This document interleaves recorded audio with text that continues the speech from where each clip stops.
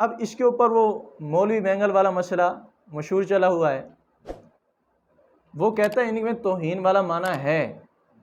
اور وہ اپنے تفتزانی کو دال مدل اس نے کہا نعوذ باللہ، تو اگرچہ اس کی جہالت ہے لیکن اس نے اپنی دال مدل کہنے پر استدلال اس سے کیا ہے کہ تفتزانی نے سیدنا امیر معاویہ کی مثال دی ہے توہین والے معنی میں کہ حرب معاویہ، تو چونکہ یہاں توہین کا مبنی ہے معنی لغوی، اگر تفتزانی تو ان کو علم کی حیثیت سے مثال بنا رہے ہیں نا، لقب کی حیثیت سے، مصنف کہہ رہے ہیں علم میں تعظیم توہین پائی جاتی ہے، تفتزانی کہا جیسے القاب میں پائی جاتی ہے، اور القاب کی مثال دے رہا جیسے راکب علیون میں علی کو باعتبار لقب لے لو، اور حرب معاویہ میں معاویہ کو باعتبار لقب لے لو، تو ان کے اندر معنی تعظیم توہین موجود ہے۔ تو اب یہاں پر اس کے جو مخالفین ہیں وہ اس کا رد کرنے کے لیے یہاں پہ احتمال بناتے ہیں، نہیں جی نہیں، محشی رحمہ اللہ نے شیخ الہند محمود الحسن کو کہتا ہے، شیخ الہند جو اس کے محشی ہیں انہوں نے یہاں پر ایک احتمال دیا ہے، ذکر کیا ہے، وہ احتمال یہ ہے کہ بھائی اگر اس کو محمول کر بھی لیا جائے نا غیر علی اور غیر معاویہ رضی اللہ عنہ پر، بھائی لفظ علی کو باعتبار لقب کے کسی کا بھی بنا لو،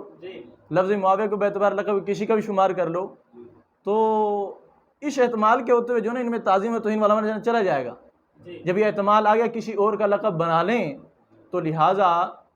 ان کے اندر حضرت معاویہ کی توہین نہ رہے گی، تو یہاں اس بات کو نہیں تسلیم کیا جا سکتا۔ پہلی بات تو یہ غلطی کہ اس نے کہا شیخ الہند نے کہا ہے، شیخ الہند نے کہا ہے، شیخ الہند نے تجرید کی عبارت اٹھا کے نقل کی ہوئی ہے، شیخ الہند کی کیا اوقات کے وہ تبصرہ کرے، اس نے ائمہ کا ہی کلام اٹھا کر درج کیا ہوا ہے، یہ تجرید کتاب ہے، تجرید کے اندر اصل یہ بات ہے کہ اگر ہم اس کو محمول کر بھی لیں غیر علی اور غیر معاویہ پر، پھر بھی اس کے اندر معنی توہین کا ایہام ضرور رہے گا، توہین کا ایہام ضرور رہے گا۔ جب توہین کا ایہام ضرور ہے تو اس مثال کو کسی طریقے سے بھی یہاں لانا درست چاہے ان کو معین ممثل بنا کر لاؤ سیدنا علی و معاویہ کو، یا مطلقاً لفظ علم اپنا لقب کے طور پر آپ کسی اور کو مراد بھی لو، تب بھی مطلقاً جو متبادر الی ذہن معنی آتا ہے فوراً لفظ علی سے سیدنا علی کا، اور لفظ معاویہ سے فوراً سیدنا معاویہ کا، اور پھر راکبہ علی و حرب معاویہ، یہ رکوب اور حروب یہ کس پہ دلالت کر رہے ہیں؟ حالت جنگ پر، اور حضرت سیدنا علی المرتضی سیدنا امیر معاویہ کے درمیان جنگ بھی ہوئی، یہ بھی قرینہ ہے کہ یہاں سے مراد وہی ہیں، سمجھ آ رہی ہیں؟ اگرچہ یہ بات اور ہے کہ سیدنا معاویہ بھاگے نہ تھے بلکہ انہوں نے ڈٹ کے مقابلہ کیا ہے، ڈٹ کے، لیکن بہرحال رکوب اور حروب یہ دلالت کر رہے ہیں کہ یہ حالت جنگ کی بات ہو رہی ہے، اور جنگ کن کے درمیان ہے؟ سیدنا علی المرتضی اور سیدنا، تو یہ دونوں قرینہ اس بات پر کبھی دال ہیں کہ بھائی یہاں مراد سیدنا علی المرتضی سیدنا امیر معاویہ ہیں۔ اگر ان کے غیر پہ معمول کر بھی لیں پھر بھی ان کے اندر ایہام توہین باقی رہے گا، اس کو نہیں بدلا جا سکتا۔ تو لہٰذا اب جو مینگل کے مخالفین ہیں وہ جو دفاع کر رہے ہیں تفتزانی کا اس مثال میں آ کر، ان کا دفاع بالکل وہ پانی میں مندھانے والی بات ہے، ہوا میں ڈانگیں چلانے والی بات ہے، کوئی کسی قسم کی یہاں تعویل چل ہی نہیں سکتی، اور تعویل کرو بھی صحیح پھر بھی توہین کا ایہام باقی رہے گا۔ بہرحال اگر وہ تفتزانی کے دال اور مدل ہونے پر اس مثال سے جو ہے نا استدلال کرتا ہے تو اس مثال سے استدلال اس کا ٹھیک ہے، لیکن اس کے باوجود تفتزانی رحمہ اللہ کو دال اور مدل کہنا یہ اس کی پرلے سرے کی جہالت ہے اور اس کی بے عقلی ہے، اور اسلاف سے بے وفائی کا ایک منہ بولتا ثبوت ہے، اور یہ ویسے بھی بے وقوف گمراہ تر شخص ہے، اس کا زیادہ افکاری جو تعلق ہے افکار کے لحاظ سے یہ جاتا ہے وہ سعودیہ والوں کے قریب، اس کے اندر خارجیت کی بو، ناسبیت کی بو اور نجدیت کی بو یہ اتم درجے میں پائی جاتی ہیں، بیت باور و دیابنا کے۔ تو یہ بہرحال ان طریق پہ یہ چلتا ہے بسا اوقات۔ تو تفتازانی رحمہ اللہ کے چونکہ یہ وہابی نجدی مخالف ہیں، کیونکہ وہ اشعری اور یہ اشاعرہ سے چڑھتے ہیں، تو اگر انہوں نے اس بات کو دلیل بنایا ہے تفتازانی رحمہ اللہ کے دال مدل ہونے پہ کہ یہاں رافضیت کی بو ہے، تفضیلیت کی بو ہے، تو سوال یہ ہے کیا آپ کو یقین ہے، یقین جازم آپ کو ہے اس بات پہ کہ کلام تفتازانی کا ہی ہے؟ کسی کے اوپر حکم لگانے کے لیے اس کے کلام کے لحاظ سے جب تک 3 احتمال مکمل طور پر اٹھ نہ جائیں اس وقت تک حکم نہیں لگایا جا سکتا، نہ تکفیر کا نہ تدلیل کا۔ پہلی بات تو یہ، کیا اس کلام کا متکلم بعینہ ہی تفتازانی ہے؟ کیا اس کلام کے معنی میں تعویل کی گنجائش نہیں ہے؟ تیسری بات، کیا یہ کلام تفتازانی کی طرف جو منسوب ہے یہ بالحقیقہ اسی کی طرف منسوب ہے؟ کیا یہ احتمال نہیں ہے کہ یہاں پر کسی نے ادراج کر دیا ہو، تفتازانی نے مثال دی نہ ہو، کاتب نے، ناسخ نے اس کے اندر ادراج کر دیا اور یہ کلام مدرج ہو گیا ہو؟ تو جب تک یہ تینوں احتمال اٹھتے نہیں تو جزمن ہم یہ نہیں کہہ سکتے تفتازانی کا یہ کلام ہے۔ اور بہر حال اگر ہو بھی صحیح تفتازانی کا کلام تو اگرچہ اس میں معنی توہین ہے لیکن توبہ کا احتمال تو باقی ہے، اس سے اس نے رجوع کر لیا ہو۔ بہرحال اس معنی کے اندر، اس مثال کے اندر توہین کا جو پہلو ہے وہ باقی ہے، اس کو نہیں اٹھایا جا سکتا۔ یعنی اس کلام کے اندر تعویل کی بھی جائے تو بھی توہین والا معنی وہ باقی رہے گا ہی رہے گا۔ اور اس پر تو اتنا جو ہے نا لوگوں نے اعتماد کیا کہ اس میں معنی توہین ہے، جس پہ جو ہے انتباہ تفتازانی رحمہ اللہ کے اس کلام پہ صاحب تجرید بھی کر گئے کہ اگرچہ ہم اس کو معمول کر بھی لیں حضرت علی حضرت معاویہ کے غیر پر، پھر بھی اس کے اندر سوء ادبی ہے۔ یہ بہت بڑی جرأت ہے صحابہ کرام رضی اللہ عنہم کی عزت پر، یہ بہت بڑا حملہ ہے، یہ مناسب نہیں ہے، اس کے اندر سوء ادبی پھر بھی باقی رہے گی۔ یہاں پر انہوں نے کلام کیا ہے، کہتے ہیں والمتبادر ان المراد بعلی و معاویہ صاحبا رسول اللہ۔ متبادر جو ذہن میں ہے تو یہاں پر علی اور معاویہ کے لفظوں سے جو متبادر الی ذہن مانا ہے وہ سیدنا محمد مصطفیٰ صلی اللہ علیہ وسلم کے دونوں صحابی سیدنا علی اور سیدنا امیر معاویہ رضی اللہ عنہ ہیں۔ لیکن کہتے ہیں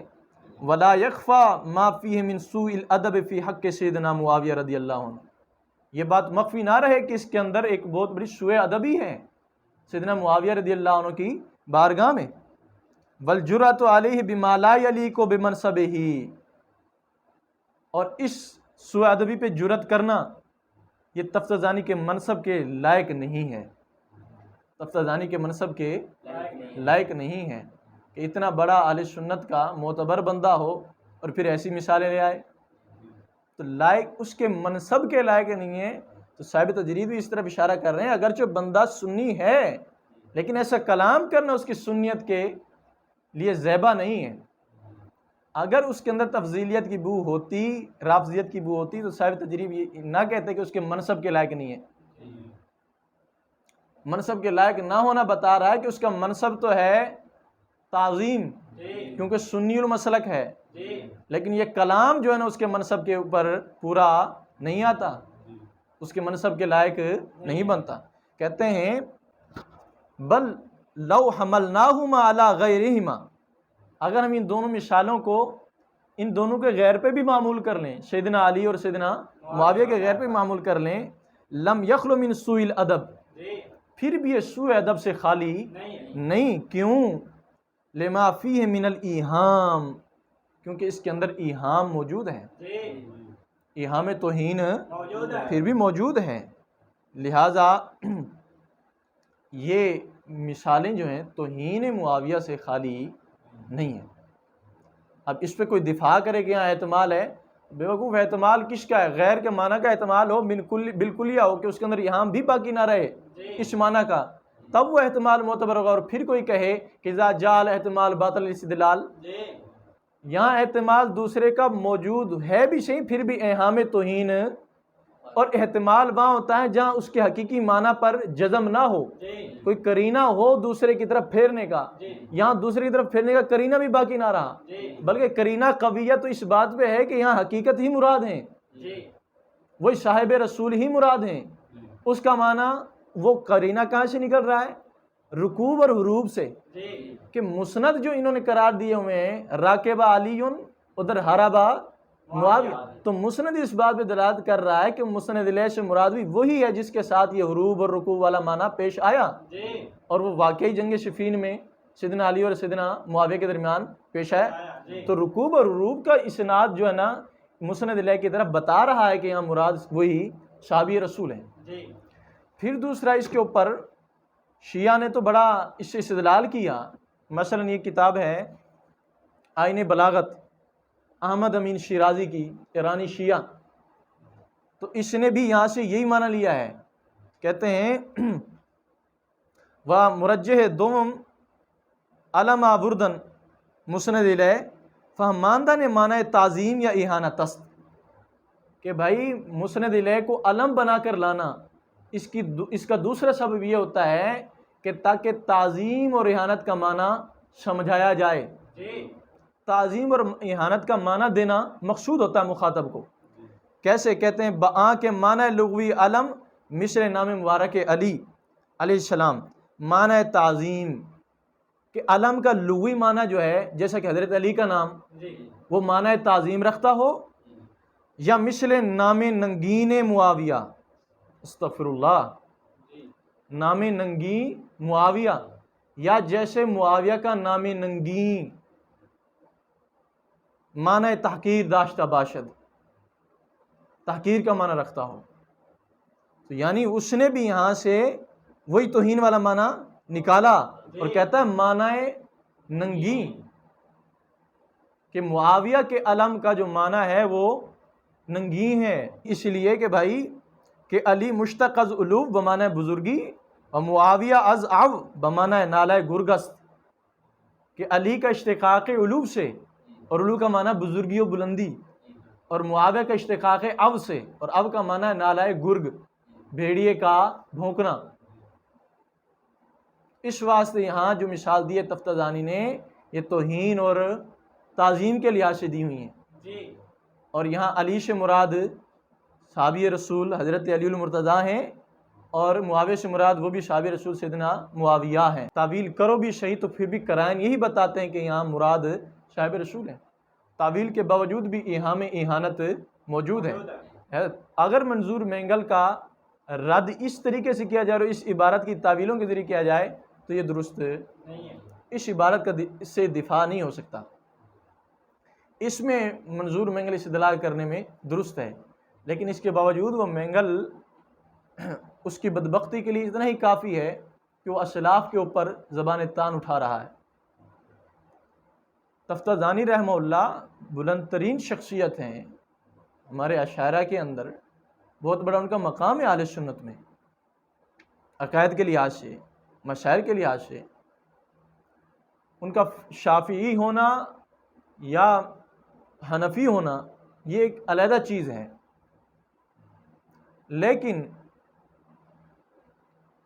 کثرت یہی کہتی ہے کہ وہ شافعی ہیں، کثرت کا اعتقاد یہی ہے کہ وہ، اور شافعیہ سیدنا امیر معاویہ رضی اللہ عنہ کے لحاظ سے ذرا کمزور ہیں،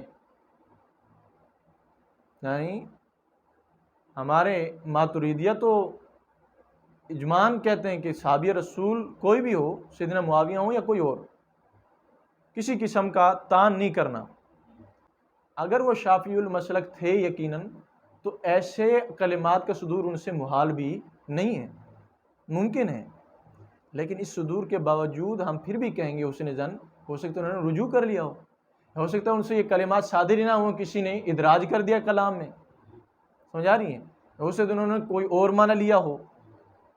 بہرحال جو بھی معنی لیا ہو ایہام توہین موجود ہے۔ تو اگرچہ یہاں سے اس منظور مینگل کا استدلال درست بنتا ہے، لیکن استدلال ایسا قوی نہیں ہے، ایسی دلیلیں قوی نہیں ہیں کہ جس پر اعتماد کر کے آپ اس کو ضال و مضل کہہ دیں۔ جب تک کہ احتمالات اٹھ نہیں جاتے، نسبت کلامیہ میں احتمال ہے، نسبت تکلم میں احتمال ہے،